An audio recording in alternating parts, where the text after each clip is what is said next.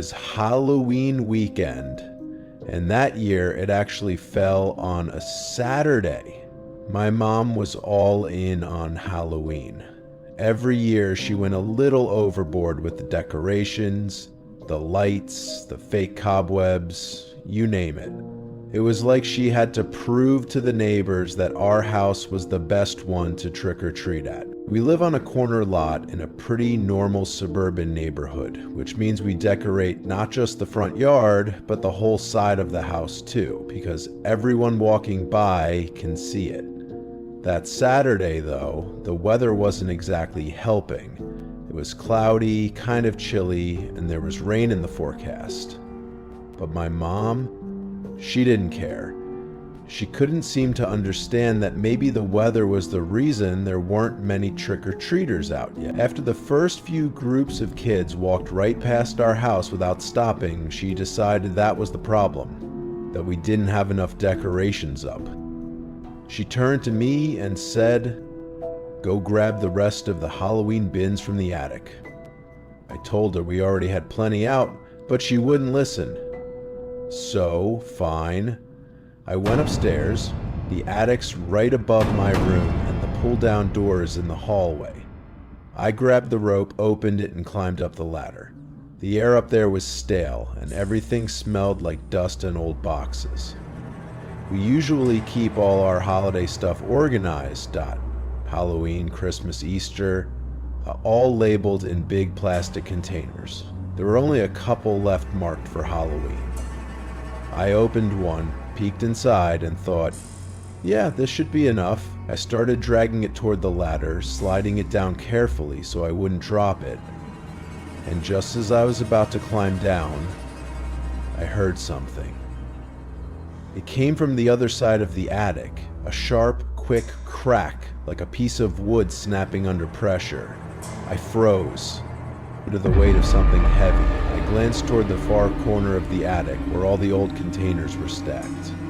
It didn't sound too strange at first. Attics creak, wood cracks, that's normal, right? Still, a small chill ran through me.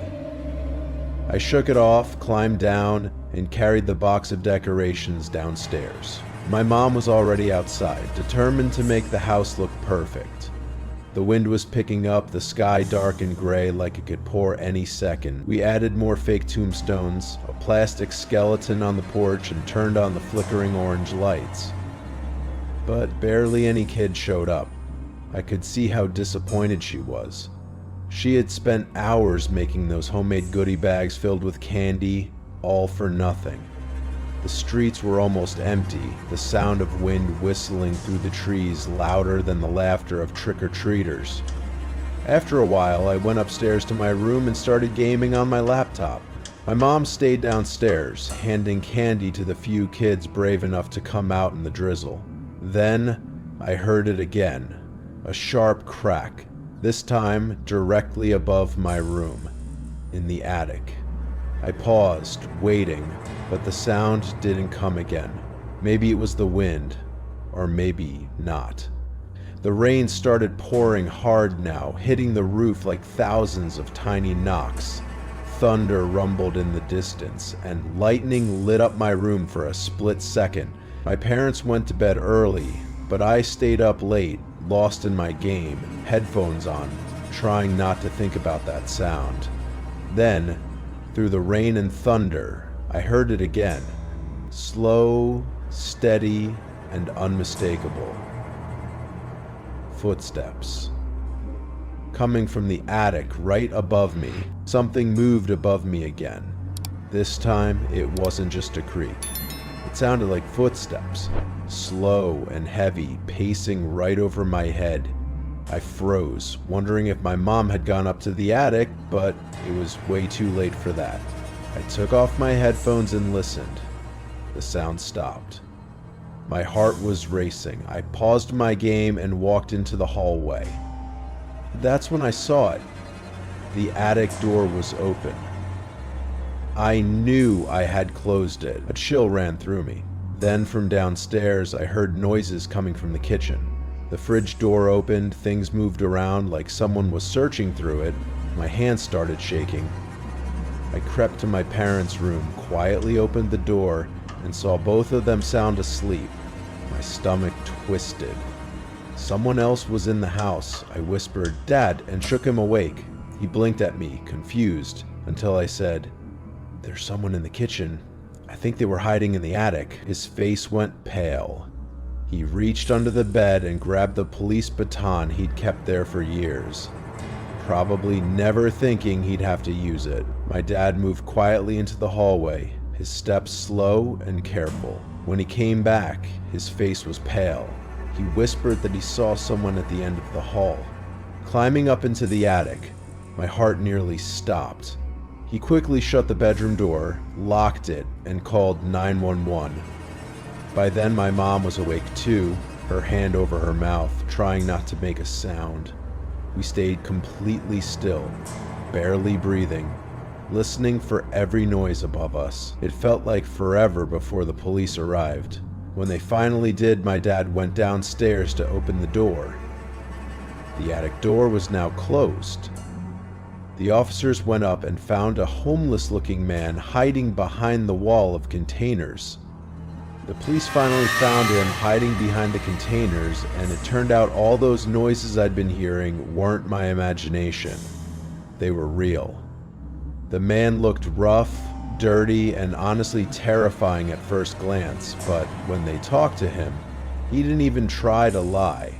He told them he had seen our front door left open the day before, and since he had nowhere to sleep, he quietly climbed into the attic to stay warm. He had taken one of our blankets and found an old jar of peanut butter to eat while he hid there. Hearing that made my skin crawl, the thought that a stranger had been right above my room for days without us knowing. It still gives me chills. I can't stop wondering what might have happened if I or my dad had gone up there before the police came. My parents didn't press charges, they just wanted him gone, and honestly, so did I. But that night changed something for me.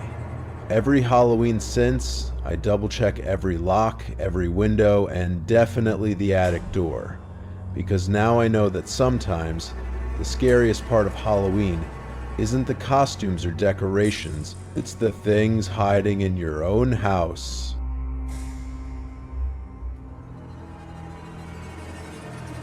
When I was 18, I decided to throw a Halloween party at my parents' house.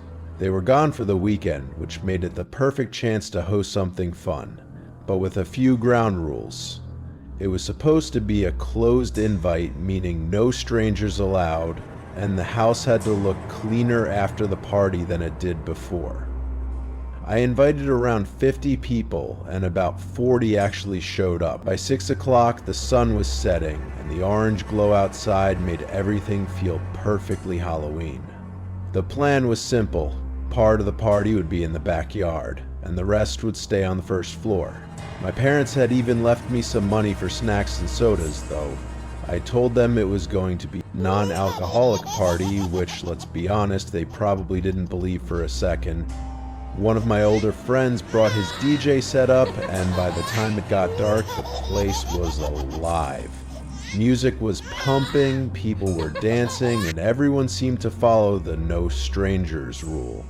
At least, that's what I thought. I recognized every face that came through the door.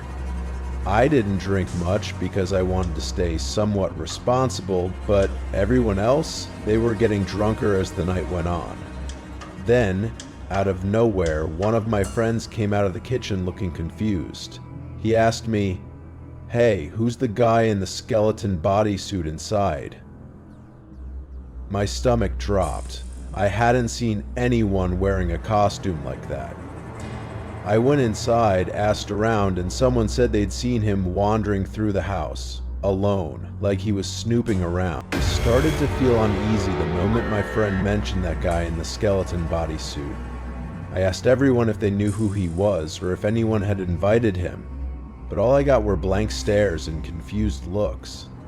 My stomach twisted as I walked through the house, scanning every corner. Then I saw him, slowly walking down the stairs. His costume was tight against his stocky frame, And even though his face was covered, something about him felt off. I asked, "Who are you?" His voice was deep, almost too calm. "Mike," he said. "I was just using the bathroom upstairs." That's when it hit me. He didn't sound like anyone I knew. He was older, maybe in his late 30s or 40s, and I definitely hadn't invited anyone named Mike.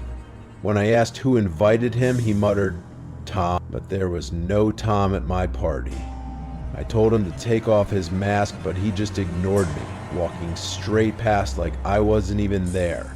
No words, no hesitation, just left through the front door.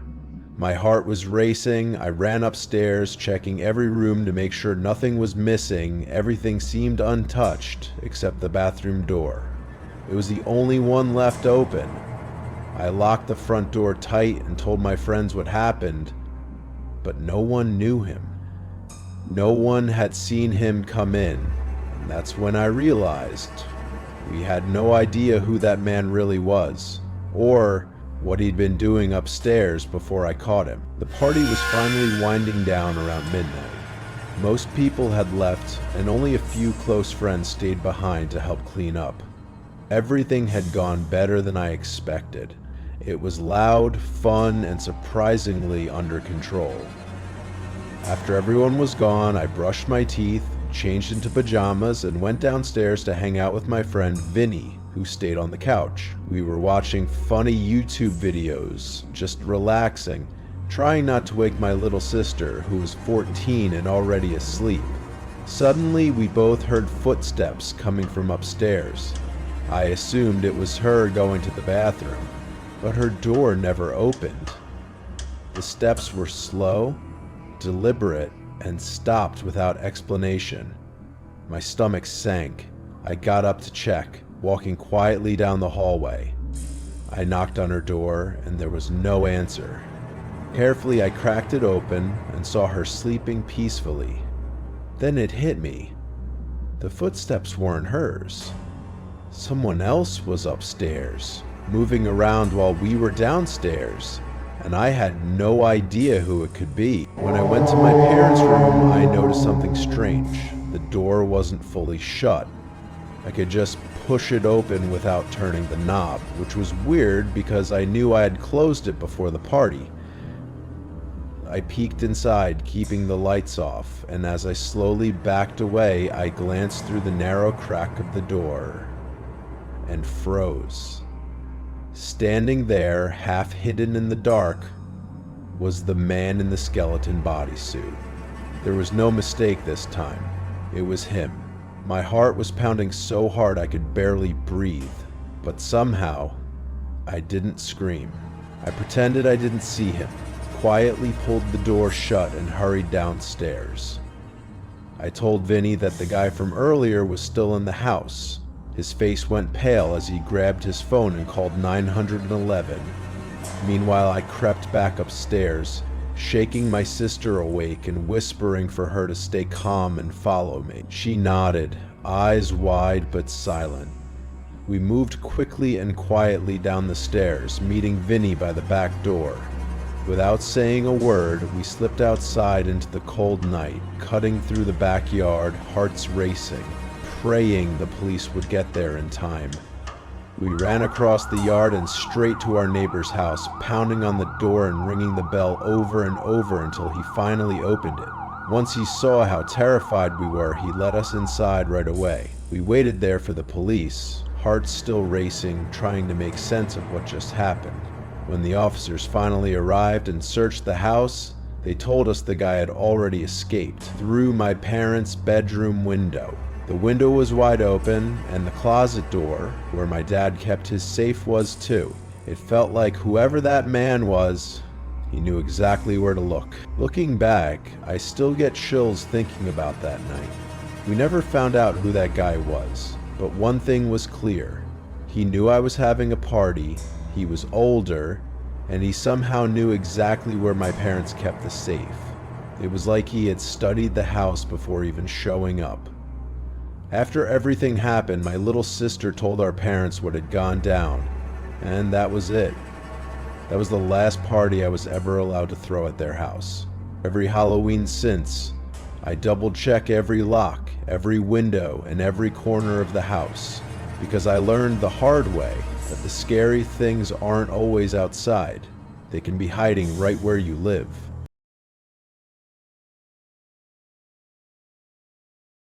This all happened back in 2016 when I was 15 years old. It was supposed to be my last year going trick-or-treating, so I wanted to make it something special, like one last big Halloween before growing up. My mom's always been pretty chill about things, so what started as a simple night out ended up turning into this full-on multi-day Halloween hangout.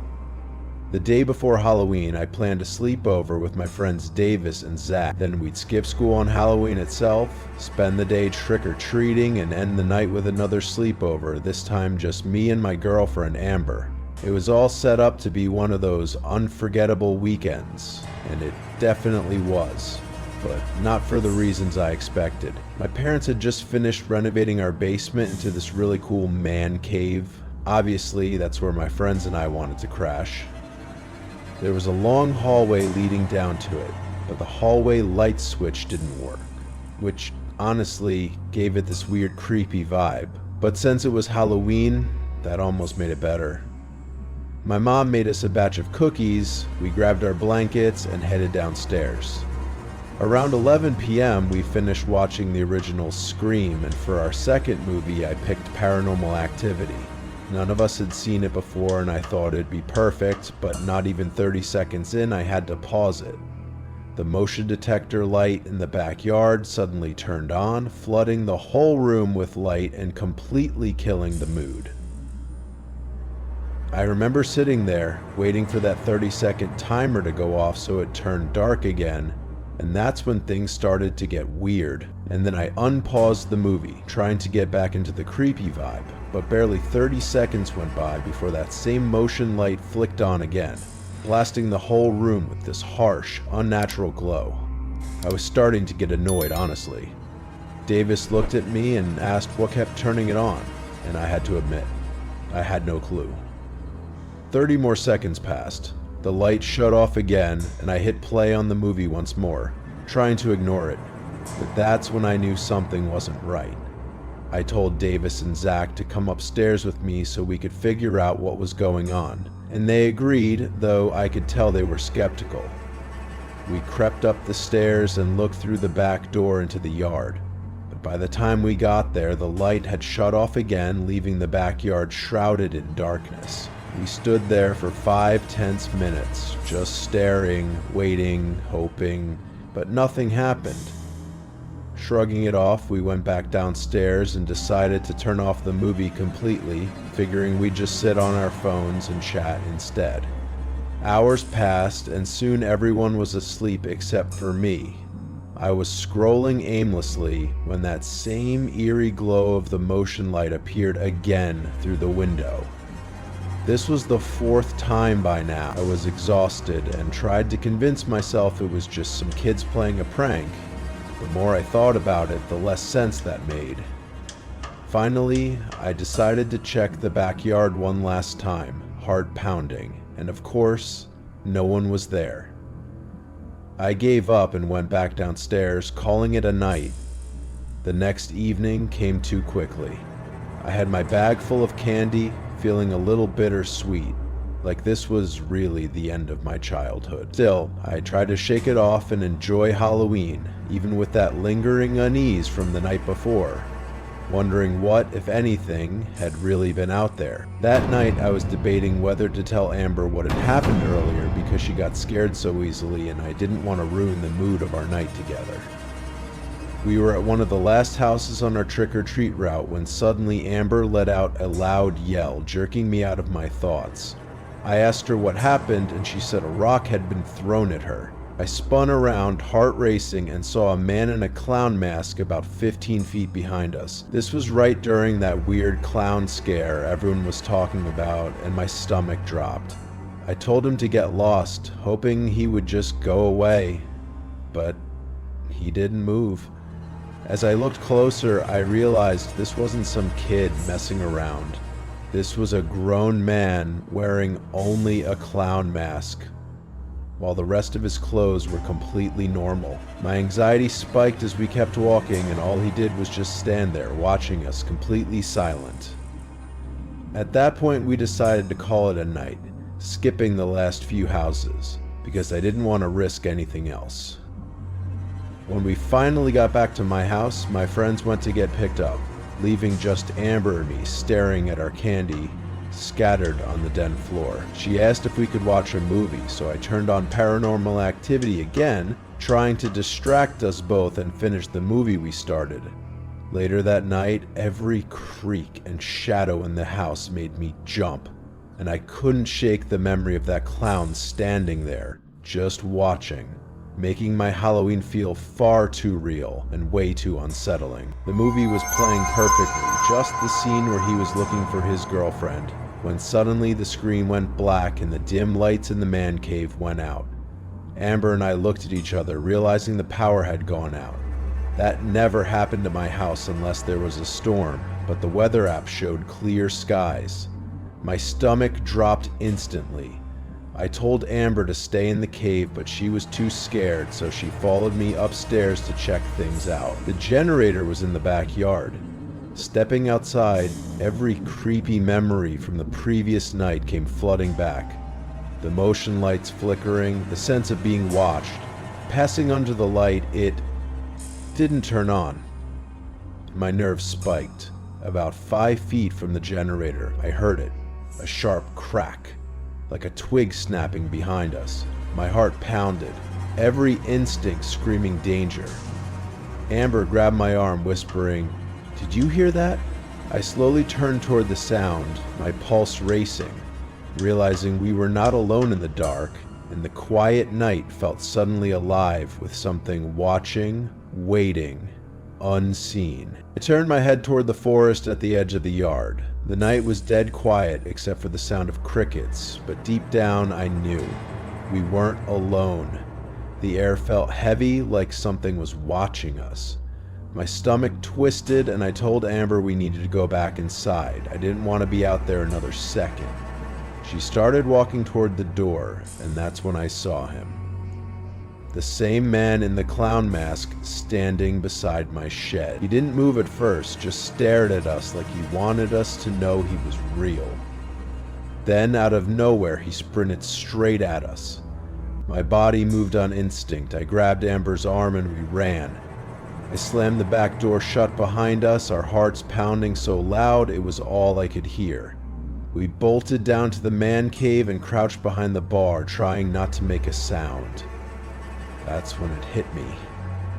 I never locked the back door. 6 seconds later, there was a loud slam upstairs. The house went completely silent. Amber's hands shook as she texted 911, too terrified to even whisper. Each minute felt endless, like time had stopped. Then we heard it. The sound we'd both been dreading. The creak of the basement door opening, followed by slow, heavy footsteps coming down the stairs. I could hear the footsteps slowly coming down the stairs, echoing through the hallway like a death clock ticking closer. My girlfriend's breathing got too loud, and I had to gently cover her mouth to keep her quiet. Every second felt like forever. The steps stopped right near us. My heart was pounding so hard it felt like he could hear it. I grabbed the nearest thing I could find, a beer bottle from behind the bar, and told myself that if he found us, I'd fight. I didn't care if I got hurt. Anything was better than just waiting. The silence dragged on until the faint sound of sirens pierced through the night. My pulse spiked. This was my only shot. Without thinking, I jumped up and swung the bottle as hard as I could, but my foot slipped and I hit the floor. The bottle only grazed his mask, barely making him flinch. Lying there, I looked up at him. Same clown mask, same dead stare. He tilted his head slightly, like he was deciding whether to finish what he started. For a split second, I was frozen, sure this was it. But then he turned toward the sound of the sirens. I tried to yell for Amber to run, but my throat felt locked, My legs were trembling so bad I could barely move, and all I could think was, this might be how it ends. Even now, I can still picture that mask with the blank white face, the painted grin, those hollow eyes staring right into me as I struggled on the floor. That image will never leave my mind. The cops said they'd keep an eye out, but the guy was never found. Sometimes I still hear noises coming from the basement, but I tell myself it's just the house settling. Or at least I hope it is. After that night, I couldn't bring myself to go back down there alone. Amber and I would hang out at her place for weeks because even being in my own house felt wrong. It's crazy how one night can change the way you see everything, your home, your safety, even Halloween itself. I guess the scariest part isn't the mask, but knowing that he's still out there somewhere.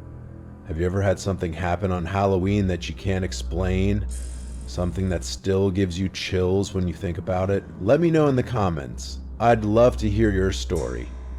And if you want more true, disturbing Halloween stories like this one, make sure to subscribe and check out my next video. It's even darker than this one. Stay safe, everyone, and remember, some masks never come off.